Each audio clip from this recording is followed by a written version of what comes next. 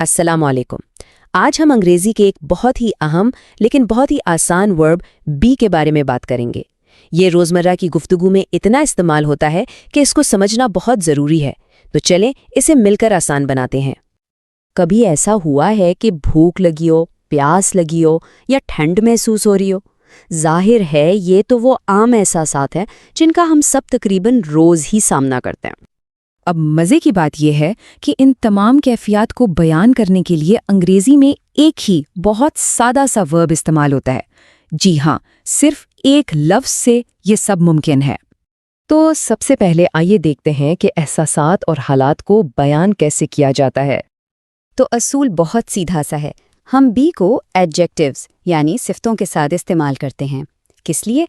एहसासात, हालात या किसी भी चीज़ की खुसूसियात बताने के लिए। हाँ, एक बात याद रखने वाली है कि बी अपनी शक्ल बदलता रहता है, जैसे कि एम, इज़, आर। ये इस बात पर मुनहसर है कि हम किसके बारे में बात कर रहे हैं।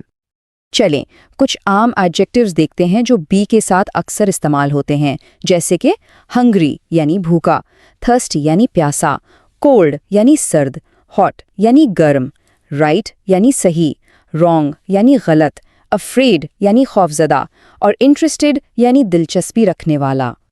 मिसाल के तौर पर फ़र्ज़ करें कोई पूछता है क्या खाने को कुछ है, तो उसका सीधा सा जवाब होगा आई एम हंग्री।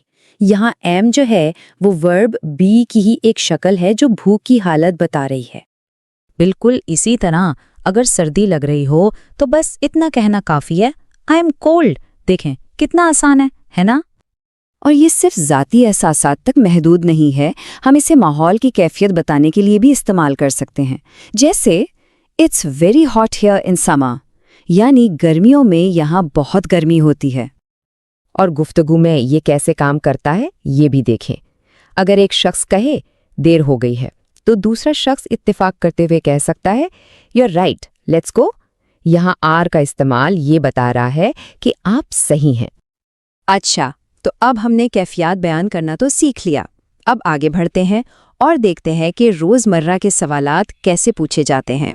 मान लें किसी से ये पूछना है कि उसे जहाज़ में सफ़र करने से डर लगता है या नहीं, तो सवाल होगा are you afraid of flying. यहाँ सवाल की शुरुआत बी की शक्ल आर से हो रही है।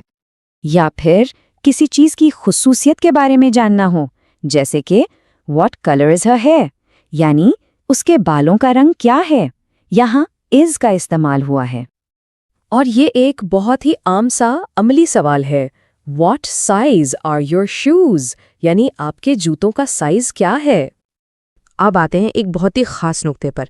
ये उम्र के बारे में है और यहाँ अक्सर लोग गलती कर जाते हैं। ये बात जहन में बिठा लें कि अंग्रेजी में उम्र बताने के लिए हमेशा वर्ब बी इस्तेमाल होता है, हैव नहीं। ये एक बहुत ही आम गलती है, लेकिन आज के बाद ये नहीं होगी। तो उम्र पूछने का सही तरीका है हाउ ओल्ड आर यू, और इसका जवाब होगा आई एम 17। कभी भी ये नहीं कहना कि आई हैव 17 years।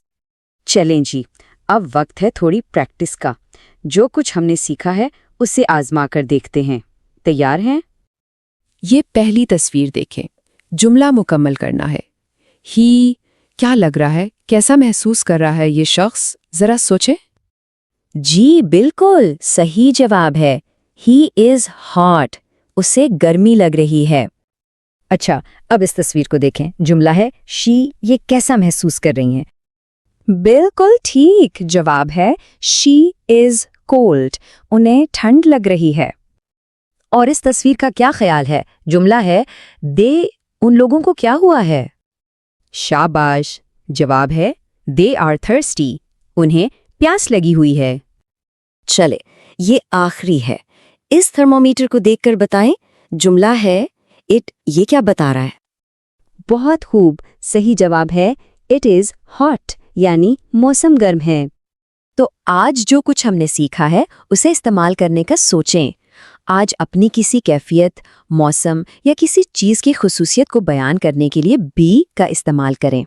याद रखें, ये छोटा सा वर्ब आपके इर्द गिर्द की दुनिया को बयान करने के लिए एक बहुत ही कारआमद जरिया है।